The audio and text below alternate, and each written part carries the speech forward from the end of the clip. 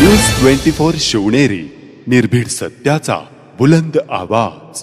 संगमनेर तालुक्याच्या पठार भागातील घारगाव गावच्या हद्दीतील शेळकेवाडी रस्त्यालगत राहत असलेल्या शेतकऱ्याच्या कालवडीवर बिबट्याने हल्ला करत तिला गंभीर जखमी केले।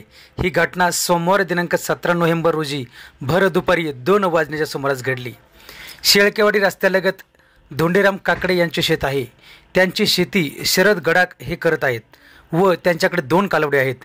सोमवारी त्यांनी घराशेजारी असणाऱ्या शेवग्याच्या बागेत चरण्यासाठी त्यांनी 2ही कालवडी बांधल्या होत्या व दुपारी 2 वाजता गडाख कालवडींना पाणी पाजण्यासाठी गेले होते। मात्र त्याच दरम्यान बिबट्याने कालवडीवर बसून हल्ला करत असल्याचे त्यांच्या निदर्शनास आले। समोरचं दृश्य बघून त्यांनी जोरजोरात आरडाओरड केली। आजूबाजूच्या नागरिकांनीही त्यांच्या आवाजाने धाव घेतली व बिबट्याने तेथून धूम ठोकली, असे यावेळी शेतकरी शरद गडाख यांनी सांगितले। भर दुपारी बिबट्याने केलेल्या हल्ल्यात कालवड गंभीर जखमी झाली, त्यामुळे परिसरातील भीतीचे वातावरण निर्माण झाले आहे। सर्वत्र बिबट्यांची संख्या मोठ्या प्रमाणात वाढली आहे। पाळीव प्राण्यांबरोबर लहान मुले व वयस्कर व्यक्तीही बिबट्याच्या हल्ल्यात बळी पडत असल्याच्या घटना घडत आहेत।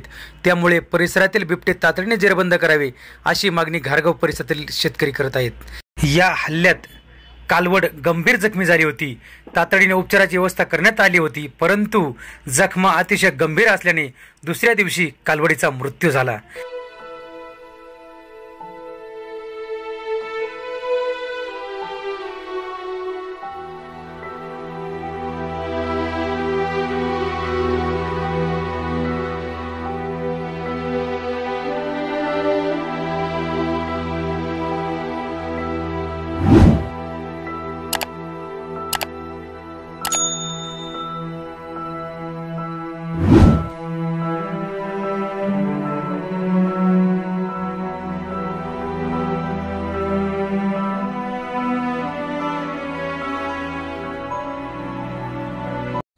माझं नाव शरद गडाख, घारगाव अकलापूर रोड, शेळकेवाडी रोडला मी राहतो, काकडे साहेबांच्या मळ्यात।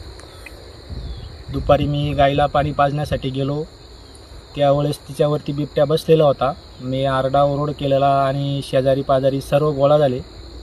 त्यावेळेस बिबट्या बाजूला झाला आणि वन अधिकारी साहेबसुद्धा येऊन गेलेत, सहकारी डॉक्टरसुद्धा येऊन गेलेत। यांनी असं दुसऱ्या गायीवर हल्ला होऊ नये दिवसा याची काळजी घ्यावी। या घटनेमुळे पुन्हा एकदा ग्रामीण भागातील मानव वन्यजीव संघर्षाचा हा प्रश्न गंभीरपणे समोर आला आहे। या प्रकरणी वन विभाग कोणती पावले उचलतो याकडे सर्वांचं लक्ष लागले।